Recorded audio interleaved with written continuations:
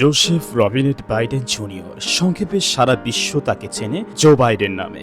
২০ November ১৯৪২, আজ থেকে ৮১ বছর আগে মার্কিন যুক্তরাষ্ট্রের ক্র্যান্টন, পেনসিলভেনিয়ায় জোসেফ আর বাইডেন সিনিয়র এবং ক্যাথরিন ইউজেনিয়া ফিনেগান দম্পতির কোল আলোকিত করে জন্ম নিলেন সাদা ফুটফুটে এক মানব শিশু। বাবার নামের সাথে মিলিয়ে নাম রাখা হলো জোসেফ রবিনেট বাইডেন জুনিয়র। সংক্ষেপে সারা বিশ্ব যাকে চেনে জো বাইডেন নাম। কে জানতো এই সেদিনকার ছোট্ট সেই শিশুটাই হবে সারা বিশ্বের মহাপরাক্রমশালী নেতা, মার্কিন রাষ্ট্রপতি। বর্তমান বিশ্বের বিশ্বমোড়ল মার্কিন রাষ্ট্রপতি হওয়ার সৌভাগ্য সবার হয় না।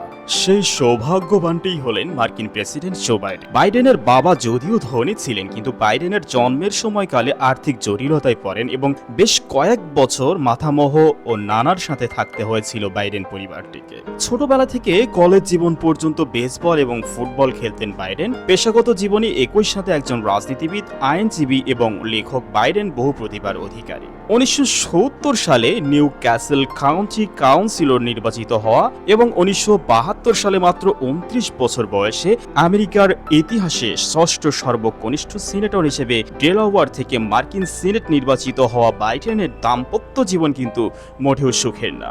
১৯ শতকের শেষের দিকে পরমা সুন্দরী জিন ইয়ার্সকে প্রথমে বিয়ে করেন জো বাইডেন, কিন্তু হঠাৎ এক দুর্ঘটনায় সে কেড়ে নেয় তার প্রিয় স্ত্রী এবং সন্তানদেরকে। মুহূর্তে কাল বৈশাখী ঝড়ের মতো তছনছ হয়ে যায় তার পরিবার। সুদীর্ঘ ৫ বছর স্ত্রী সন্তানের বিরহে বেঁচে থাকার পর অবশেষে ১৯৭৭ সালে বাইডেন হান্টার, বাইডেনের মা জিল বাইডেনের সঙ্গে দ্বিতীয় বিয়ে করেন তিনি, যা তার জীবনে একটি নতুন অধ্যায়ের জন্ম দেয়। অবশ্য ১৯৮৮ সালে ফেব্রুয়ারিতে বাইডেন একটি লিকিং ইন্ট্রাক্রেনিয়াল বেরি অ্যানিউরিজমের উপশমের জন্য অস্ত্রোপচার করান। তিনি এর কিছুদিন পর পালমোনারি অ্যাম্বোলিজমে আক্রান্ত হন। একই বছরের মে মাসে তিনি দ্বিতীয় অ্যানিউরিজমের জন্য আরেকটি অস্ত্রোপচার করেন এবং সুস্থতার জন্য ৭ মাস সিনেট থেকে দূরে থাকতে হয় তাকে। ২০১৯ সালের এপ্রিল মাসের দিকে ২০২০ সালের রাষ্ট্রপতি নির্বাচনের প্রার্থিতা ঘোষণা করেন এবং তিনি ২০২০ সালের জুন দলের মনোনয়ন নিশ্চিত করার জন্য প্রয়োজনীয় প্রতিনিধির সীমায় পৌঁছানোর জন্য উচ্চাভিলাষী হন। ১১ আগস্ট তিনি ক্যালিফোর্নিয়ার মার্কিন সিনেটর কমলা হ্যারিসকে তার ভাইস প্রেসিডেন্ট হিসেবে ঘোষণা করে চিরপ্রতিদ্বন্দ্বী প্রেসিডেন্ট ট্রাম্পের বিরুদ্ধে ২০২০ সালের প্রেসিডেন্ট নির্বাচনে বিপুল ভোটে জয়লাভ করেন। তৈরি হলো এক মহা ইতিহাস।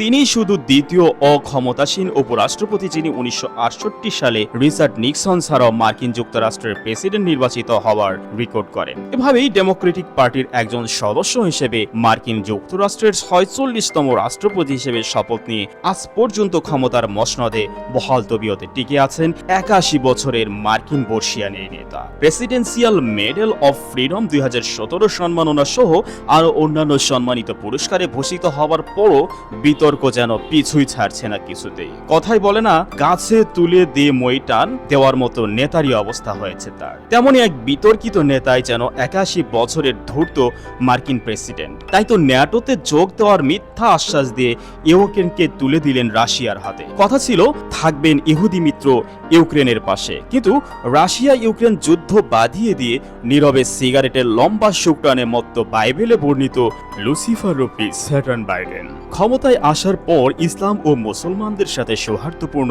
আচরণ করলেও অবশ্য ভালা মানুষের মুখোশ খুলতে বেশি দিন সময় লাগেনি তার। ইসলাম এবং মুসলমানদের চিরশত্রু ইসরায়েলের সাথে বরাবরের মতো সম্পর্ক স্বাভাবিক করতে ফিলিস্তিনিদের ওপর নির্বিচারে বোমা হামলা করতেও দ্বিধাবোধ করেননি মানবতার সেবকরূপী বাইডেন।